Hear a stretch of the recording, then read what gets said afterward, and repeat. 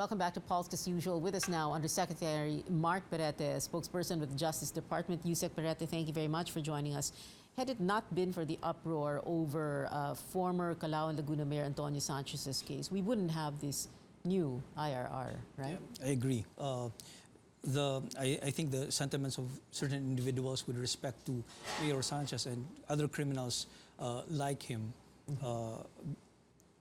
on these types of criminals being released, convicted felons, really struck a chord with the general public, and this became some sort of a test case to really understand what the law means and how the implementing rules and regulations was crafted at that time. So it brought to fore a number of issues with respect to the philosophy of the law as well as the correctness of the implementing rules and regulations. Yeah, but above and beyond the sentiment, syempre, yung how vague, I guess, no? That's the word we can use, how vague the law was. Yes, right, the IRR. In the course of the interpretation of the law, the members of the Joint Review Committee saw certain errors in the craftsmanship of the law.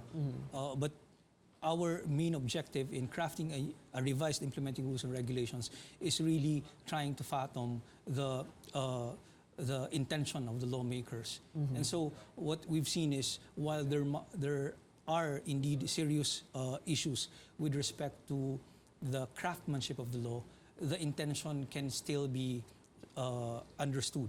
So that's why we have a new revised implementing rules and regulations. Okay. Well, it's just unfortunate that this had been going on for several years, and only because nagalit ang mga tao dun sa impending release, no, possible release of Antonio Sanchez, saka lang, that was the only time it was brought to the fore. But this was going on since 2013, 2014. It's nothing new. Most often naman. But it's so unfortunate, because you mean to tell me this is happening in so many other cases, and not just GCTA, no? Well, the way we look at it on the part of lawyers, for example, the way you test the correctness of the law and its interpretation is really with these type of hard cases. And that's what we were confronted with in the past how many weeks. Oh, you talked about, sabi mo, the philosophy of the law. What do you mean by that exactly? Well, we understand that the penology system has a number of objectives. One is reformative, that is rehabilitating the prisoner. The other is punitive, and the other is deterrence. No? The general objective of 10592 is really to reform. But in certain classes of prisons deprived of liberty, the pendulum swings from reform to punitive. So reconciling the provisions of the law and making sure that these objectives are met when they should be met is one of the work of those crafting the implementing rules and regulations. Let's talk about the major changes that happened dito sa IRR.